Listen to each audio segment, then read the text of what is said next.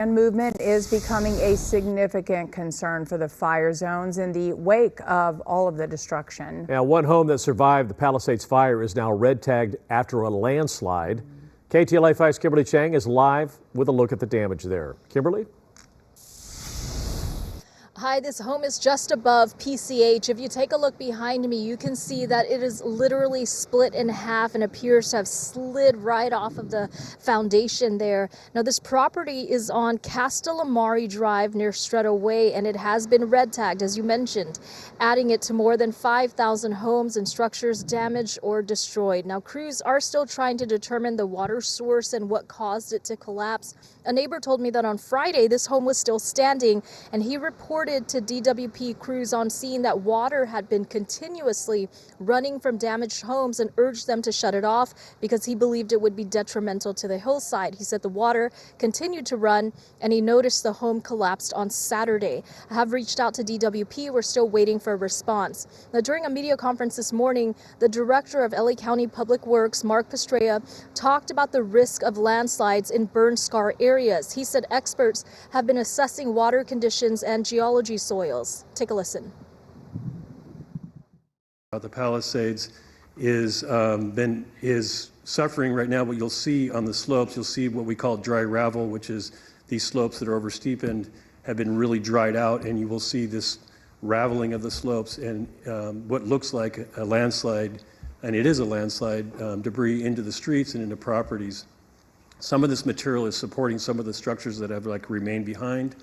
There has been inundation to some extent of water into the system. You can imagine the amount of water that was placed in the firefighting effort. There were also gas lines and water lines that were destroyed in the system. In the Malibu area, where we have assessed our system and got all of those, cut water off where we didn't need it leaking all over the street. We did that for two reasons. One is because we wanted to maintain a water pressure in the system and not lose it to properties, but also in anticipation that it could grease the wheel of landslides. Now, this area is still under mandatory evacuation. When property owners are allowed back in, many will have to keep a close eye on slopes in the area. And if they notice issues, officials said they should contact the city or county. I wanted to briefly mention mudslides because they are always a risk after a major fire event. The county is fully committed to bracing for these additional weather forecasts. A warning to all the residents, no matter where you live in LA County, if you have slopes behind your homes, or if you're located on the top of a slope, these slopes have become fragile. The soil that is supporting your home have all become fragile and damaged, if you will, due to the events that we've had, wind included. There are mud and debris, as Supervisor Barger said, debris flow hazards that are existing even when it's not raining. So we want people to be very careful. If a resident is noticing any of these conditions in and around their property, in the fire area or outside of it, please contact 211.